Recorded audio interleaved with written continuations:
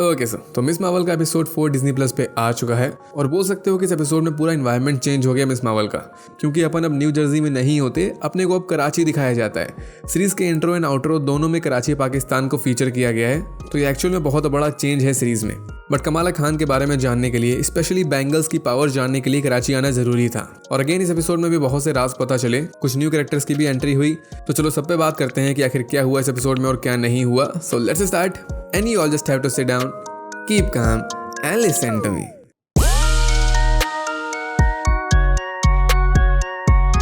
तो as per recap, last episode में बहुत से राज पता चले थे अपने को, जैसे कि कमाला एक जिन होती है, इसकी प्रजातियों को क्लैंडस्टाइन बोला जाता है और इसका ओरिजिन एक प्रॉपर दूसरे डायमेंशन से कनेक्टेड होता है, इसको बोलते हैं नो डायमेंशन। और बाकी जितनी अदर जिन्स हैं इसकी तरह, नाजमा आंटी और उसकी गैंग, वो सब कमाला की पावर्स के पीछे पड़े होते हैं ताकि ये सब वापस से अपने घर जा सकें। इनकी फाइट भी हुई थी लास्ट एपिसोड में कमाला से, बट वो किसी तरह सर्वाइव कर गई थी।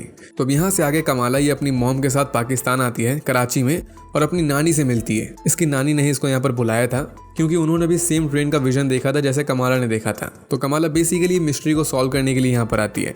यहाँ पर मस्त इसका वेलकम होता है, इसके कजन्स वगैरह आते हैं इसको वेलकम करने के लिए, और फिर ये अपनी नानी से मिलती है और फिर नानी के घर भी जाती है, जो सरप्राइजिंगली एकदम अकेले ही रहती है पूरे बड़े से घर में।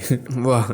यहाँ अपने को आगे मुनीबा का भी कनेक्शन अच्छा दिखाया गया है अपनी मम्मी के साथ। ऑब्वियसली माँ बेटी हैं दोनों, तो इमोशनली अटैच तो होंगे ही, बट इनके फैमिली ड्रामा के बारे में क्या ही बात करेंगे अपन। बाय द वे, ये जो पूरा सिनेरियो अपने को दिखाया गया है कि कमाला कराची आई है, ये टोटल कॉमिक्स से लिया गया है। वहां पर भी कमाला कराची गई थी, इसका ऐसा ही वेलकम भी हुआ था। और कॉमिक्स में कमाला ने एक डायलॉग मारा था जब ये कराची में लैंड करी थी कि अब ये यहाँ पर आके अपनी लाइफ के पीसेस को ढूंढेगी और सब कुछ पता करेगी अपने बारे में।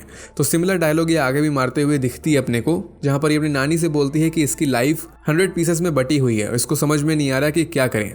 डायलॉग्स अलग हैं बट काफ़ी सिमिलर हैं, तो ये एक ईस्टर एग था। वेल नाउ अब घर में अपने को एक रूम दिखाते हैं जहां इंडिया पाकिस्तान के पार्टीशन के टाइम के काफ़ी रेफरेंस होते हैं और पेंटिंग्स वगैरह और चीज़ों को देख के साफ समझ में आ रहा होता है कि सना, बोले तो कमाला की नानी, ये पूरी तरह से ऑब्सेस्ड होती हैं पार्टीशन को लेके। ये रीज़न भी बताती है कि पार्टीशन इन्होंने खुद अपनी आंखों से देखा था, जो चीज़ काफ़ी बड़ी चीज़ थी जो वहाँ पर थे उनके लिए। आई मीन पूरी कंट्री 2 हिस्सों में बटी थी, तो बहुत कुछ हुआ होगा। तो सना उन्हीं सब इवेंट्स को, उन्हीं सब यादों को अपनी पेंटिंग्स में छाप देती थी ताकि इसका बोझ थोड़ा हल्का हो सके। और ये काफ़ी अच्छी पेंटर भी होती है। इसने अपनी मॉम, बोले तो आयशा, का भी एक पोर्ट्रेट बनाया होता है और अपन को इनका रियल थोपड़ा पहले ही दिखाया जा चुका है, जिसे समझ में आ रहा होता है कि काफ़ी एक्यूरेट बनाया होता है। और फिर कमाला ये बिल्कुल भी टाइम वेस्ट नहीं करती, यहाँ पर सीधे मुद्दे पे आती है और अपनी नानी से बैंगल के बारे में पूछती है, क्योंकि फर्स्ट प्लेस पे इन्होंने ही इसको बैंगल भेजा था। और नॉट सो सरप्राइजिंग, सना को सब पता होता है इन सब चीज़ों के बारे में कि कमाला एक जिन है, इसके पास पावर्स हैं। ये इतने कैजुअल वे में बताती है कि बेटा ये तो जेनेटिक्स है, हमारे पावर्स तो अपने पूरे खानदान में सदियों से हैं। मतलब बहुत कैजुअल वे में बताया था। हालांकि इनको भी पूरी मिस्ट्री नहीं पता थी कि आखिर एक्चुअल में ये लोग कौन है और इनकी पावर्स वर्क कैसे करती है। जैसे लास्ट टाइम इन दोनों के पास सेम विजन्स कैसे आए, वो भी उसी ट्रेन के जिसकी स्टोरी अपने को पहले बताई गई थी कि सना जब ये छोटी थी तो ये ट्रेन में पीछे छूट गई थी, बट मिस्टीरियसली वापस से अपनी फैमिली से मिल गई थी। इसको बस इतना पता होता है कि इसके पीछे आयशा और उस बैंगल का हाथ था। तो अब जब ये विजन्स कमाला को आ रहे होते हैं तो सना को भी यही लग रहा होता है कि वो बैंगल कमाला को कुछ बताना चाह रहा है। अब इसके पीछे भी वही थ्योरी है जो लास्ट टाइम में मैंने बताई थी कि आयशा, कमाला की मॉम ये स्टिल जिंदा होती हैं और शायद न्यू डायमेंशन में फंसी हुई होंगी या फिर कहीं और होंगी, और यही कमाला को डायरेक्ट कर रही हैं विजन्स दिखा के। ये सिर्फ थ्योरी है, फिलहाल इसका कोई कंफर्मेशन नहीं है, आने वाले 2 एपिसोड्स में ही पता चल पाएगा। वेल इसकी नानी तो बहुत कूल होती हैं, इनको ज्यादा चुल नहीं मची होती इन सब चीजों के बारे में जानने के लिए, बिल्कुल मेरी तरह होती हैं कि जल्दी किस बात की है भाई, जो होगा देखा जाएगा। यहाँ से अब नेक्स्ट डे आता है और अपने को फाइनली पसूरी गाना सुना दिया जाता है। मुझे 100% पता था कि ये गाना जरूर आएगा। पाकिस्तान में होके अगर ये गाना ना बजा तो भाई क्या ही फील आएगा फिर। देन कमाला पानी पूरी खाती है और जाती है अपने कजन्स के साथ घूमी करने। कराची एक्सप्लोर करती है ये, बट इसको मेनली देखना होता है कराची का रेलवे स्टेशन, क्योंकि वहीं शायद इसको अपने सवालों के जवाब मिल सकते थे। तो ये अपने कज़न से हट के अलग जाती है और एक शॉपकीपर से रास्ता पूछती है स्टेशन जाने का। वो बंदा इसको इसकी ही फ़ोटो 1500 रुपये में बेचता है। मतलब सिंपल लैंग्वेज में इसको बोलते हैं कि बंदी ठग ली गई। टूरिस्ट है एक तरीके से, तो ठगी जाएगी ही। यहाँ इसी शॉप में अपने को एक QR कोड देखने को मिलता है, लास्ट एपिसोड में भी देखने को मिला था। इसको स्कैन करोगे तो अगेन एज यूजुअल आपको मिस मार्वल की कॉमिक्स देखने को मिलेगी, तो आप उसको पढ़ सकते हो। ऐसा ही मून नाइट के एपिसोड्स में भी होता था। खैर यहाँ से कमाला पता नहीं कैसे, बट ये किसी तरह सही सलामत 2 पैरों पे स्टेशन पहुंच जाती है। और यहाँ अपने को एक वॉल आर्ट दिखाई जाती है, इसमें अगेन एंटमैन का जिक्र होता है जैसा एपिसोड 1 में भी किया गया था। यहाँ एक कोड भी लिखी होती है एंटमैन की ही। इसके नीचे आर्टिस्ट का नेम लिखा होता है सायरा हुसैन। मुझे फिलहाल तो पता नहीं है कि ये कौन है, गूगल में भी कुछ खास मिला नहीं इसके बारे में। बट इसके नीचे आफ्टर एड्रियन एल्फोना लिखा होता है। सो ये मार्वल कॉमिक्स का एक जाना माना आर्टिस्ट है। मिस मार्वल की भी फर्स्ट कॉमिक सीरीज इसी ने इलस्ट्रेट करी थी, तो ये काफी अच्छा रेफरेंस है। अब यहाँ पर एंट्री होती है कुछ न्यू कैरेक्टर्स की। पहले आता है रेड डैगर। सीरीज में पहले ही रिवील कर दिया गया था कि रेड डैगर कौन होगा, कोई सरप्राइजिंग फैक्ट नहीं था ये, तो अब एपिसोड 4 में देखने को मिल गया हमें। ये कमाला से फाइट करता है, 2-3 मुक्के के साथ ये आपस में मीट एंड ग्रीट करते हैं। कॉमिक्स की यहाँ पर अगर बात करें तो 90% जो रेड डैगर अपने को यहाँ पर दिखाया गया है वही सिमिलर कॉमिक्स में भी था। इसका लुक, इसका मास्क, इसकी फाइटिंग स्किल सब कुछ एकदम कॉमिक्स वाली ही है। इसका रियल नेम होता है करीम। कॉमिक्स में बस यही डिफरेंस था कि वहां पर कमाला ये करीम से पहले मिली थी। ये नहीं जानती थी उस टाइम कि वो रेड डैगर था। वो इसकी आंटी के घर रुकने के लिए आया था। बाद में वो करीम अपनी दूसरी आइडेंटिटी के साथ सामने आया था रेड डैगर के फॉर्म में। कॉमिक्स में इसको हीरो ऑफ कराची भी बोलते हैं क्योंकि एक तरीके से लोकल स्ट्रीट हीरो ही होता है ये। बट कॉमिक्स से अलग यहाँ सीरीज में इसका इंट्रो पहले एज ए रेड डैगर हुआ। बाद में कमाला को पता चला इसका रियल नेम करीम। यहाँ एक छोटी सी फन लाइन है। जब करीम ये कमाला से बोलता है कि क्या हर मास्क लगाए हुए अमेरिकन पर्सन के पास सुपर पावर्स होती हैं, तो कमाला रिप्लाई देती है इसका कि तुमको कैसे पता कि मैं कनेडियन नहीं हूँ। ये फन लाइन थी, बट एक्चुअल में जो एक्ट्रेस है कमाला खान की, ईमान वेलानी, ये कनेडियन ही है। बस यही बताना था। करीम ये कमाला के अगेंस्ट नहीं होता। ये इसको अपने साथ लेके जाता है अपने हाइड आउट में। एकदम फुल छुपी हुई जगह होती है और यहाँ पर एंट्री होती है सेकंड न्यू कैरेक्टर की, फरहान अख्तर की। इसका नेम होता है वलीद। ये भी रेड डैगर्स का ही हिस्सा होता है, मेंटोर बोल सकते हो, या फिर इसको आयशा के बारे में सब पता होता है, बाकी जिन्स के बारे में भी पता होता है। और इस पॉइंट पे आके बहुत सी मिस्ट्री रिवील होती है अगेन। अब अपने को और डीप में बताया जाता है और दिखाया जाता है नो डायमेंशन के बारे में। पहले तो यहाँ पर वलीद बताता है कि ये रेड डैगर्स ये 100 सालों से ज़्यादा यहाँ पर हैं और जिन लोगों से अपनी दुनिया को प्रोटेक्ट करते हैं।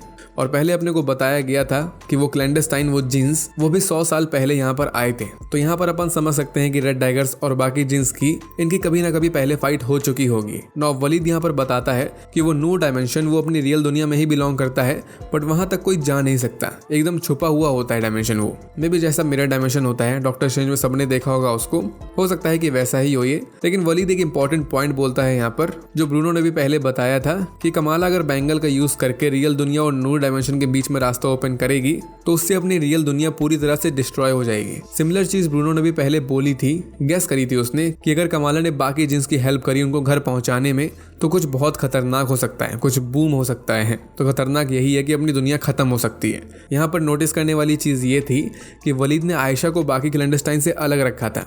मतलब ये नो डायमेंशन को आयशा का डायमेंशन बोलता है, बट जब ये क्लैंडस्टाइन का नेम लेता है तो एज अ विलन की तरह लेता है। इसकी बातों से ऐसा लग रहा होता है कि आयशा वो बाकी क्लैंडस्टाइन की तरह नहीं होती, उनसे थोड़ी अलग होती है। ये चीज़ फिलहाल कंफर्म तो नहीं है, बट पॉसिबल जरूर हो सकती है, क्योंकि आयशा और इसकी जनरेशन के पास यूनिक पावर्स होती हैं बाकियों से अलग, जो उस बैंगल से एक्टिवेट हो जाती हैं। खैर, यहाँ पर वलीद ये उस चीज़ का मतलब बताता है जो कमाला के बैंगल में लिखा होता है। इसके पहले ब्रूनो और ये लोग इसको नहीं पढ़ पा रहे थे, तो इसका मतलब होता है कि वो चीज़ तुम्हें ढूंढ रही है जिसको तुम ढूंढ रही हो। काफ़ी वियर्ड लाइन थी ये, एक तरीके का मैसेज लग रहा होता है, जो अगेन आयशा की तरफ ही हिंट करता है कि आयशा कमाला को ढूंढ रही है। एनीवे, यहाँ पर अपने को फाइनली क्लासिक पोज देखने को मिलता है कमाला का, जैसा एक कॉमिक्स में भी करती थी। इससे पहले तो बस ये पोज चुराया करती थी, कभी कैप्टन मार्वल का तो कभी ब्लैक विडो का। और यहाँ पर इसकी कॉस्मिक पावर्स के बारे में एक और चीज़ पता चलती है कि ये अपने लिए एक डिफेंसिव सूट तक बना सकती है, अपनी बॉडी को कवर कर सकती है अपनी पावर से ही। और अब इस पोज से और इस चीज़ से समझ में आ रहा होता है कि ये धीरे धीरे मिस मार्वल बन रही होती है। वलीद इसको एक क्लॉथ भी देता है पहनने के लिए। वो कॉमिक्स वाली कॉस्ट्यूम तो नहीं होती इसकी, वो फ्यूचर में पहनेगी है, बट स्टिल कलरिंग इसकी मैच कर रही होती है मिस मार्वल की कॉस्ट्यूम से। एंड नाउ इस साइड अपने को डैमेज कंट्रोल का हेडक्वार्टर दिखाते हैं, जहाँ उन्हीं सब जिन्स को लाया जा रहा होता है, नाजमा आंटी और उसकी गैंग को।